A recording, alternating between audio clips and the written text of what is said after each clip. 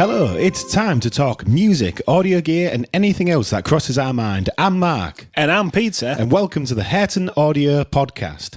So to start with, I just want to give us give the viewers and listeners an idea on who we are. We're Mark Hurton. I'm Peter Hurton. And we make refills for Reason under the brand Hurton Audio. And then we make music individually and together in a whole host of different genres doing different projects.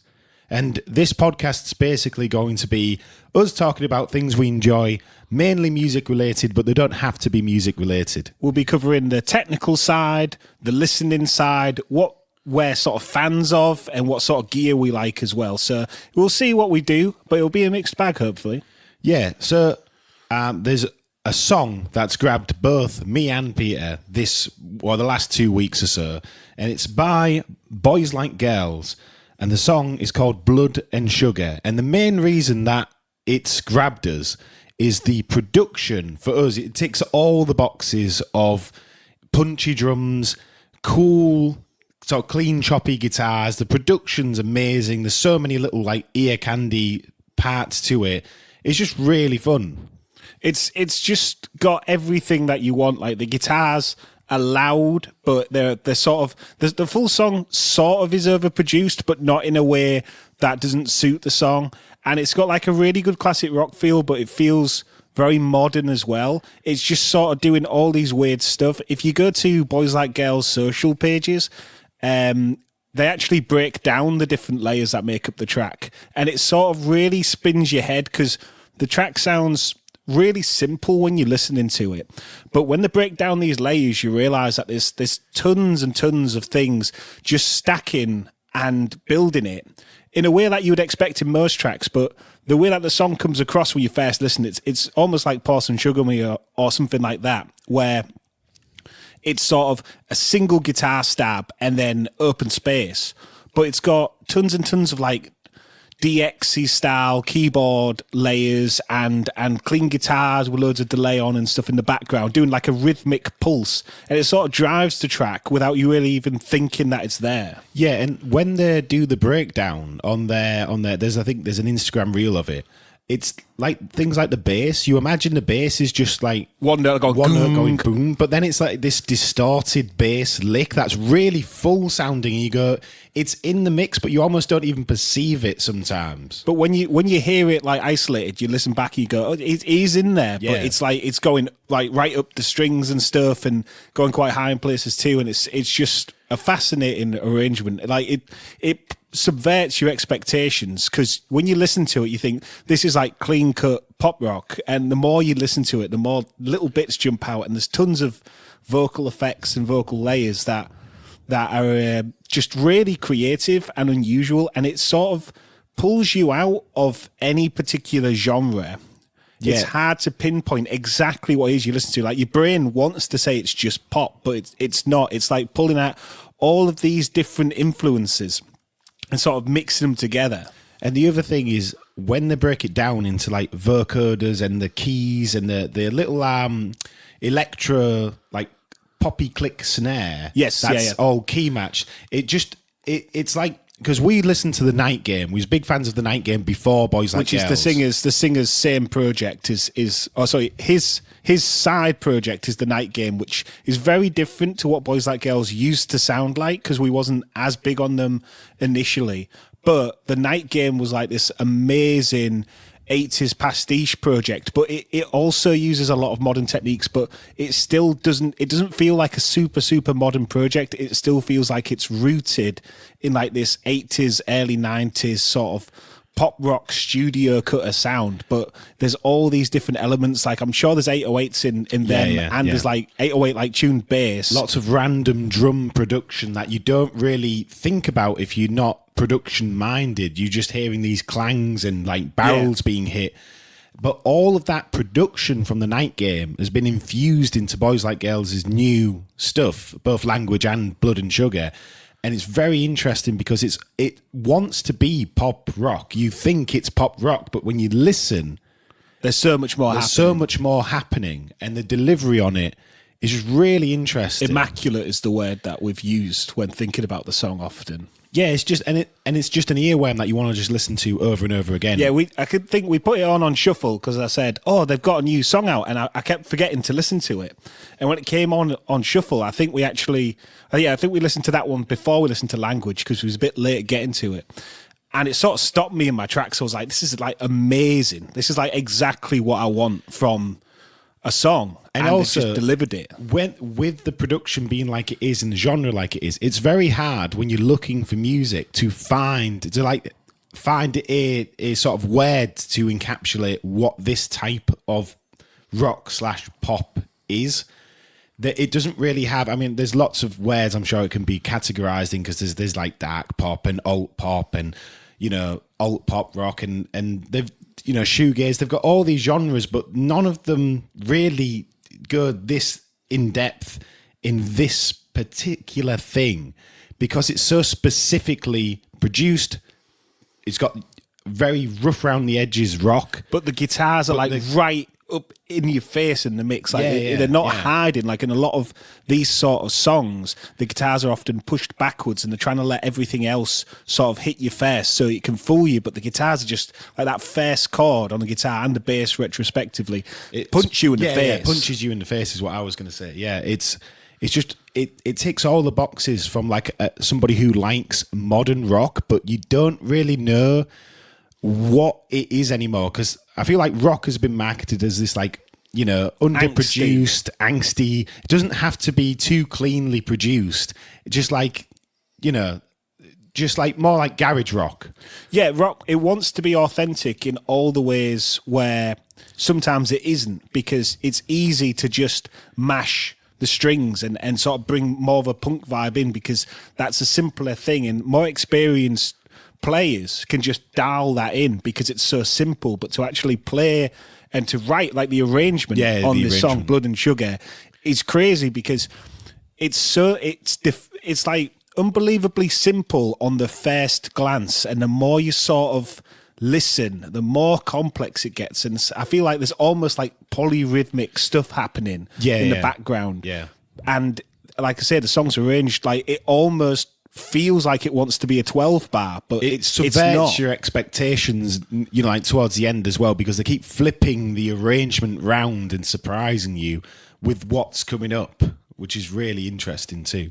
So hopefully the entire album, because language is already out as well, and that's very good. Different, sounds a bit more like The Police and stuff like that. Yeah. Still has the same thing, the quality that we're talking about, which is it's produced very modern. It's really slick sounding, but it has that classic rock or that old school sort of mentality and approach to songwriting that really, really ticks the boxes if you like 80s classic rock or 90s rock or even 70s stuff. It just is like that old school approach to songwriting, but it's done with this modern finesse that really just, it creates something that is more than the sum of its parts, I feel like. Yeah, because it's almost like that uncanny valley, like when you hear a modern cover of a classic rock song, but it's got the modern production. A bit like, say, Fall Out Boys, We Didn't Start the Fire. Yeah, it sort of gives the full song a different feel because, like modern production is a lot harsher. It hits harder. It's a lot more full on. A lot of the old tracks, they just sort of start and the drums are a lot lighter. It's a lot more fluffy sounding almost. There's not a lot of impacts and stuff. Whereas now it's like everything's like a punch in the face impact on drums. That's just the way drums are mixed now. And everything's hyper overemphasized. There's like white noise swells and things like, it sort of like sucks and then pushes out again, a lot of the arrangements. Yeah, the rises, impacts, even if you don't think they're there, when you listen to a lot of tracks now, you'll hear like trap hats in the background, or you'll hear like an explosion, an impact, like a helicopter doing some kind of riser. Even if you're not really paying attention to it, it's all there, and that adds to like the aggressiveness, the excitement. Whereas when you listen to the 80s, like an 80s arrangement, it's just sort of moving, and you can imagine sort of a band playing it, but there's no cinematic effects on a lot of these songs. I mean, some of the 80s where they get samplers and stuff, it starts to creep in, but it's nowhere near as polished and as sort of defined because they overused that trick. And I think when EDM sort of became popular, people went, well, they're doing all these things to make it sound exciting. Why don't we just do that in pop music? And that's why I think EDM raised the bar for all genres, because people went, well, they're pushing it so much further. We can push it further and still not be EDM. We can just incorporate these white noise hits and these swells and risers. Yeah, and it sort of gives a song, like I say, if you was to say do a modern version of any classic rock song, say like Since You've Been Gone by Rainbow, the way that a modern production team would handle it, it would just be choppy. It hit harder. Everything would be more precise and just thought through. Whereas a lot of classic rock songs, it's like the band was like, "This is a great song. Let's just play it." And now it's like, let's dissect it and let's make every single bar a hook, and every moment has to stand out and pop through the speakers. And that's a real difference. And that's what songs like Blood and Sugar have over songs that even came out 10 years ago. It's just that level of attention, it constantly commands your attention at every part of the song. It's saying, I'm here, listen to this thing that you've not heard throughout the song yet, because it's all about grabbing the listener. Yeah, and it's about filling the space and, as you said, subverting expectations, which can, when done incorrectly, can sort of pull you out of the song. But when it's sort of layered in the background, and when you've got people who are very experienced at doing it, you sort of don't even realise it's happening. Like, say, you listen to a song and you think, oh, this is just a band playing. But it's not. There's all these layers. I mean, I think Muse come to mind when you think, on the surface, a lot of Muse's tracks, particularly the newer ones, you can just hear the band playing the songs with their, gnarly setups, because they all have like crazy tones in Muse. But when you really like dig down, songs like Won't Stand Down, there's a lot of stuff in the background, swells and lots of pushes. Layering as well, and lots of like just changing the entire rig out for one phrase on like on Will of the People.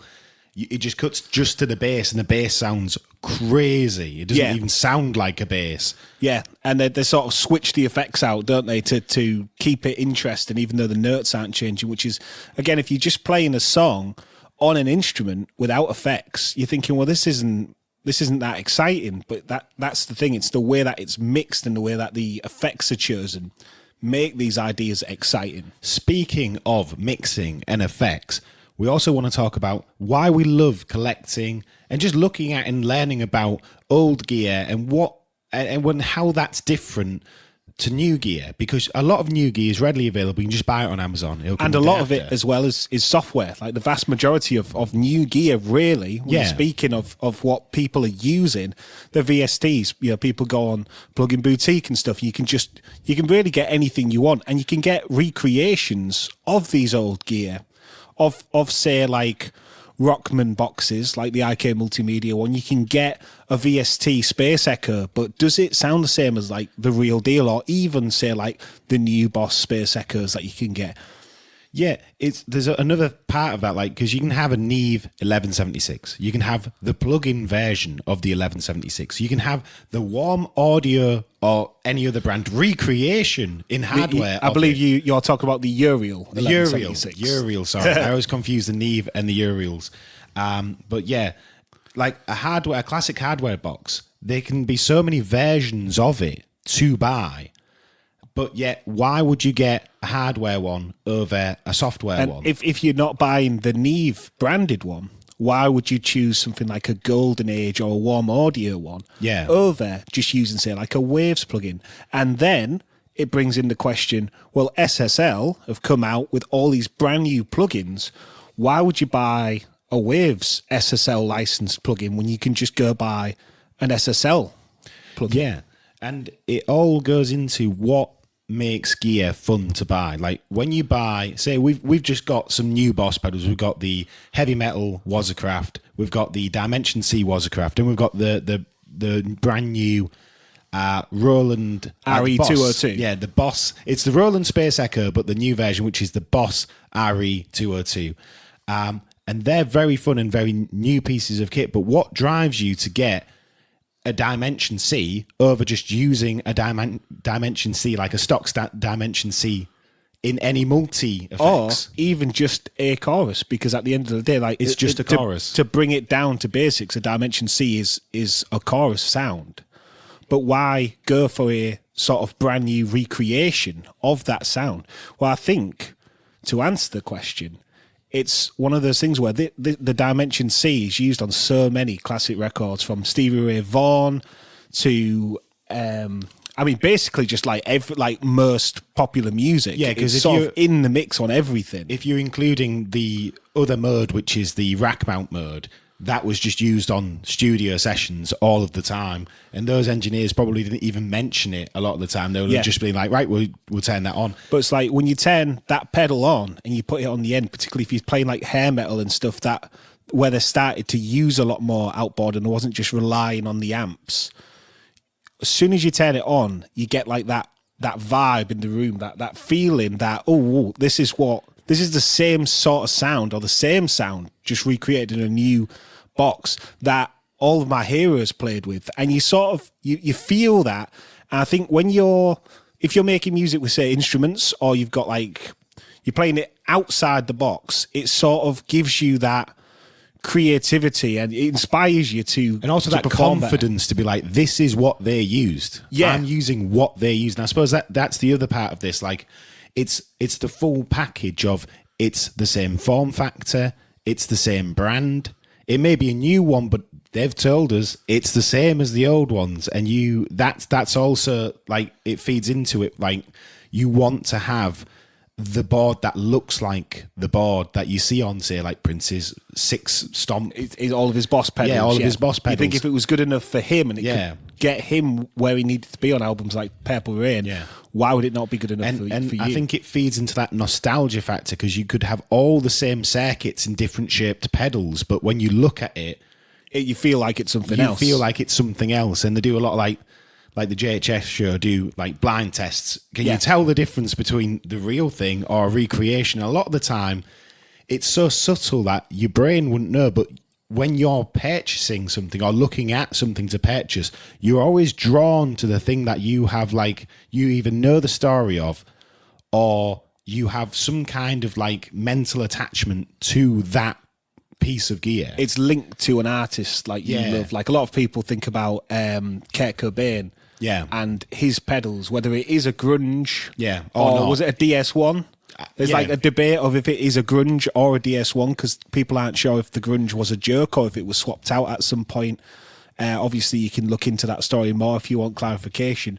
But it's like people idolize these pedals, and sometimes you don't even know if the artists you're idolizing them for are using them. Like, a lot of artists will tour with a different rig to what they used in the studio and different amps, and you're thinking, well, I need this because that's what he used to record this album. And you think, well, you don't really know that. Yeah, you've no way of knowing unless There's do like documentation. I mean, now, like with modern bands, you can see the studio pictures or see them on a reel of the setup, and you go, all right, that's what they're using. But obviously, in the 70s and 80s, you had to go off actual photos or an interview or any kind of information. Or say like a magazine trying to interpret it to sell you similar products that may not be the products that they used, but you can get the same sound. Yeah. We recently got, in this exact vein, we're trying to make like a classic rock album. And so we've always been massive fans of Boston. Yeah. So we actually got a real, authentic Rockman distortion generator. And it's sort of mind-blowing because Boston has a very, very particular guitar sound. Tom Schultz's guitar sound is very unique. Yeah. At least at the time when it came out. And this distortion generator, even though we haven't got like the exact headphone amp that they use, it does the sort of exact same drive. And when you play through it, it really, really does evoke the sound of Boston. Like, because of the way it does an amp sim that's built in with a series of filters in the circuit. And because of the EQ section and everything, it's like an all-in-one sort of the first amp sim. It really, really does come through when you play on it. You almost want to just play songs like More Than the Feeling and play the Boston songs, because it's like an exact emulation, almost like the tone prints are like for modern people. But because this is such a, like it's 70s equipment, essentially, it just blows your mind because you're playing on it like this is the exact sort of tone. And also, like with the distortion generator, it is an original one that was made. I think that when I looked online, there was 13,000 of a lot of the units, whether that includes the distortion generator or not. But a lot of these like half rack series, they only made like 11 to 15,000 of them, and it was designed directly by Tom Schultz. He didn't make every one, but he designed them. He designed the circuit. He designed the circuit, and that also puts you one step closer to that Boston sound, because there's one thing him using it, but there's another thing that it's literally what he wanted in a distortion, like in a box. And then it spills out because that box was a massive success for him as because it was his company. I believe it's Schultz Research and Design or Development. Maybe, yeah. It might be design. And so obviously a lot of other famous artists use that, notably Def Leppard use a lot of Rockman equipment. Yeah. All on Hysteria. And a lot of artists of that time, like that was one of the sort of staple things for studios, because it was an easy sound, because back in the day, they didn't have software, and amp sims and sort of doing things without mics and loaded up Marshall amps and stuff was very different and challenging. You couldn't just record into a regular box. So this was like an alternative, but it was also like portable as well. That's a lot of them went for it because it was an easy portable thing, particularly with the headphone amps. You could just practice and record onto a cassette player. And also, like, there's not a lot of options. It's sort of like a set it and forget it style thing. So that sound, it's not like, say, a lot of modern synths or say modular synths where you can have everything, but you may never get to the exact sound because there's so many variables. These are sort of circuits where it's like, well, you sort of turn it on and it's either clean or distorted, and there's not really a lot else going on the box. So you can change the level of distortion, but it doesn't really change the sound. It just gives you slightly more distortion. So it sort of feels like instant because you can't really get away from this signature sound that you've heard on so many records. And so when you play through it, you're like, that is it. Yeah, you don't have to try to figure out the EQ or try and do anything. Like if you had, say, a guitar rig, you'd be sat there trying to figure out, even if you got like one of the Boston E patches, you'd be sat trying to figure out, well, what is the EQ doing? How much compression is it? When you've got the box, it's just like, right, I'll plug it in and that's it. You've got it already. It just does it automatically. Yeah. Recently, you've been buying a lot of Romplers and rack synthesizers, which I feel like the 19-inch rack format, especially for synthesizers, is very not trendy these days. It's sort of died with plugins, I think. Plugins and desktop units, because desktop units are all the rage for synthesizers. They're very like the boutique models, and like there's some new, like the Udo Super 6, there's a new desktop version of that. These are really powerful units, and also you can run sort of external MIDI out and just sort of play the instrument. You can play all the parameters because it's on your desktop right in front of you. You don't have to walk over to anything. Meanwhile, we've been collecting like very, very, I mean, you would say they're not vintage, more retro, but they're more like almost in that perfect period of uncool at this present moment. Where they're cheap. They're cheap. They're just new enough that people don't want them, but they're too old. They're not old enough that they're cool again. So it's like it's like that reverse Goldilocks zone. Like when everybody was just throwing their Moogs in the bin because the digital technology was so good, and people went, well, nobody's ever going to want this analog technology. Well, it's the opposite thing now. You think, well, why would you ever use this digital technology? The virtual technology is great and the analog technology is great for people now, but nobody seems to want a digital hardware unit. Because this is primitive digital. Like we're talking like PCM. 2 MB on a memory card, a full memory card that only has 2 MB and 15 sounds on, which is crazy. Like that's for the Roland U110. All of the cards, the 15 cards you can get, they're so small for data. And the sample rates and bit depths are very primitive. They're not even CD quality. Yeah, and they don't have a lot of flexibility. They're just a audio waveform. So Rompler's just, it's a synth, except instead of having a analog oscillator, it just has a digital waveform. Basically, that's it in a nutshell. That's called PCM. PCM, yeah. A pulse code modulation waveform. waveform Yes. or wavetable. Yeah. And it just plays that, cycles and loops it. And it pitches it up the keyboard and back down again. So on a lot of these patches, like say when they're sampled instruments, it will get like have the chipmunk effect going up and the slow down effect going down. So they're full of aliasing and full of character, which is why I think the sounds sort of are quite inspiring, but they're also very unusual. Like a lot of plugins, like you can mimic this in samplers by just dropping any WAV you have on the middle C key and letting it pitch up as it pitches up and it's sort of like slow down as it goes down. But then you would have to start putting bit crushers on and start reducing the fidelity. So this is not something you cannot do in like modern production, but it's sort of a why would you? And a lot of the units are very much of the year they came out. Like the people who designed the sound banks and the drums and everything, it's very like hip and trendy of that year. And what's curious with some of the units is what they felt like was the sound of that year that everybody wanted. And sometimes you listen to it and you go, what is this drum kit meant to be? Like, what is the genre it's going for? But that's because they've all got a lot of personality, because in each different year throughout like the 80s, there was a different tom sound, a different drum sound that they was trying to replicate. Something that was hyped up, a sound that everybody wanted, but that nobody had A yet. sound that sounded modern to people of that time, and they could say, well, check this kit out, and you go, wow, that sounds like the records I hear on the radio. And some of these records probably haven't aged very well, and others have aged really fantastically. So there'll be some patches where you listen and go, I really don't know who this is for. And then another patch where you just like, oh my God, this is this song. Like, this is what they're trying to make. That sound that there is no alternative for. Like as well. the lately bass. Yeah, the lately bass. On the Yamaha units, the TX81Z. Yeah. That sound, you play it and you instantly hear all these classic songs sort of come to mind. You can just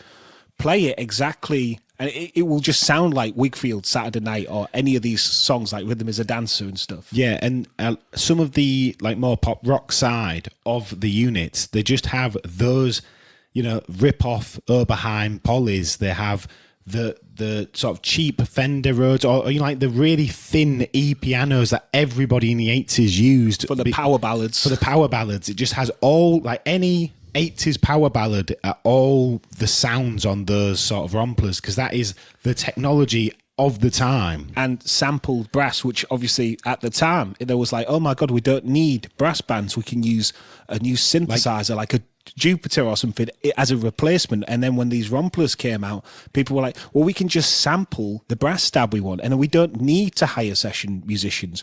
And this is what has led us to where we are now, where people go, well, why would I get somebody to play the drums when I can just use Easy Drummer or something? But again, it has a sound all of its own, because people look to recreate this sort of pseudo-sampled 80s orchestration that you hear, where at the time there was like, this sounds like an orchestra, but you listen now, you go, no, this sounds like jank 80s brass stuff. Yeah. Like immediately time capsules you to a particular moment in the 80s, like say The Power of Love by Huey Lewis and the News. Or Owner of a Lonely Heart, yes. Yeah, with the really weird orchestral stabs that they don't sound like an orchestra, but they don't sound like anything else. They're sort of, it's very of the time, and a bit like how I feel like a lot of music that's being created now will age. It's like you're like, wow, well, this just sounds like a drum kit. And you go, well, it doesn't. It sounds like somebody programming a sample drum kit. And people may not hear that today, but in the future, when the technology slightly changes, people will listen and go, oh, well, yeah, these songs are all made on Ableton or whatever it is. It's like the sort of bubble of all the EDM tracks that are made with just like native instruments, massive, going whip, whip, whip, whip, whip.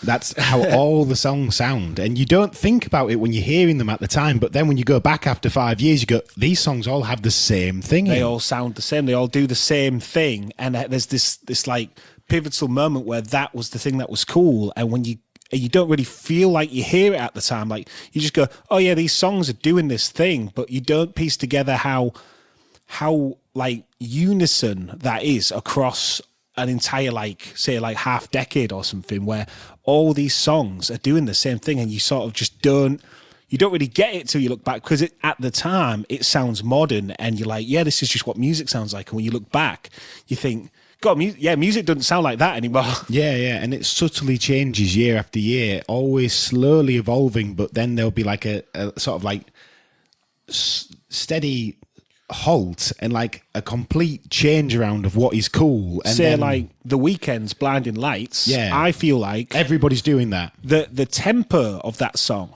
you don't really think much of it, but I feel like house music, dance music tempo was the most popular thing. Like, and most pop songs were going at that mid-high tempo thing, but Blinding Lights is like fast on the drums. Like, it can be played, you can view it as half-time or double time or whatever, but at the end of the day, it's a completely different tempo. It's like a fast driving beat, like a Hall & Oates or like an 80s beat that moves and has your attention. And I feel like that when you listen to songs now, most of the big pop songs and the first singles are that speed. 80s infused, bit of Hall & Oates type sort of rhythm. And analog synths, Junos and all that. But yeah, speaking of synths, we'll get round to the point of the other reason with the rack synths that's so interesting is that some of the companies obviously haven't lasted. So like EMU and InSonic and InSonic ended up being bought by EMU, and that just complicates EMU and InSonic further. They both went bankrupt together. Yeah, both went bankrupt. So obviously when you're buying some of these old units, it's almost like a piece of history, but also there is no modern equivalent. And you can buy sample packs. And sound libraries, contact libraries. But the actual instruments and every sort of way you can edit the sounds via the hardware, they are sort of like a time capsule. Like there's no Korg or Roland Cloud equivalent. There's the manufacturer is not there trying to give you they built it, they can recreate it better than anyone style thing. Like them other brands. These brands are sort of like, well, crap, we didn't build this. We can, even if you might have the license for it, you didn't build and program these synths. You're like, well, I think this is how it all works. And the other thing is they're not desirable enough to be cloned by brands like Behringer and other brands. They're just... why would you clone a PCM card? I mean, it's a sound library, like you say, in a box, and that's all it is, a sound library and some filters and effects. That is the essence of these units. But what makes them very interesting from a time capsule standpoint is that, they're all very unique, and a lot of the EMU ones, they try to do a different genre, like the Carnival, the Planet Fat, and the Orbit. Each one's a different genre or a different sound bank. Like we've got Classic Keys, which is just a load of like rock keyboards, organs, e-pianos, anything with a key bed essentially.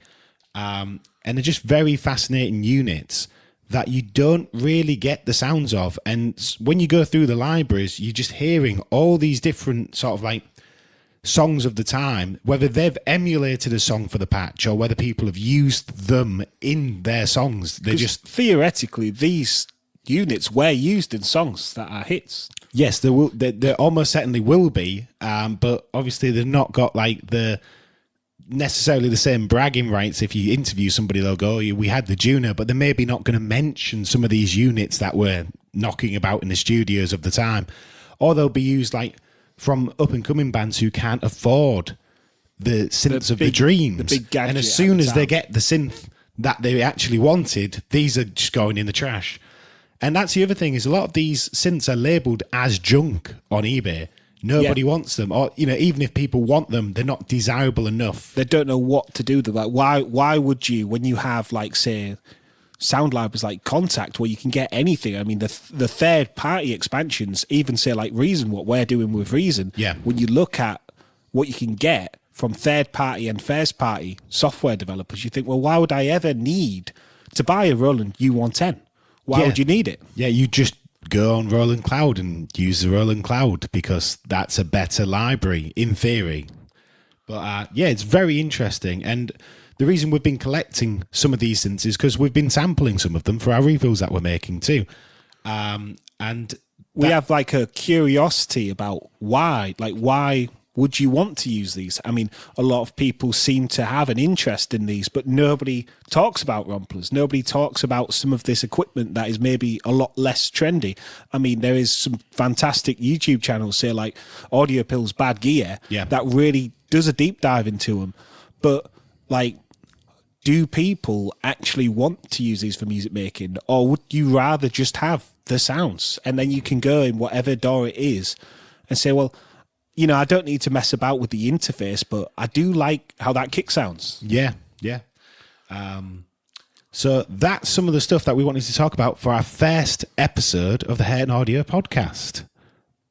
Please let us know what you think, and we will sort of figure out how we're going to make this and what we're going to do. But I think it's been a lot of fun. Yeah. And we'll obviously just see, as we do these first few episodes, the sort of direction it takes and whether we want to include more scripted segments and sort of games, or whether we'll just have a chat about stuff. Right, and I've been Peter. I've been Mark. Thanks for listening. Thanks for listening to the first ever Hurton Audio podcast.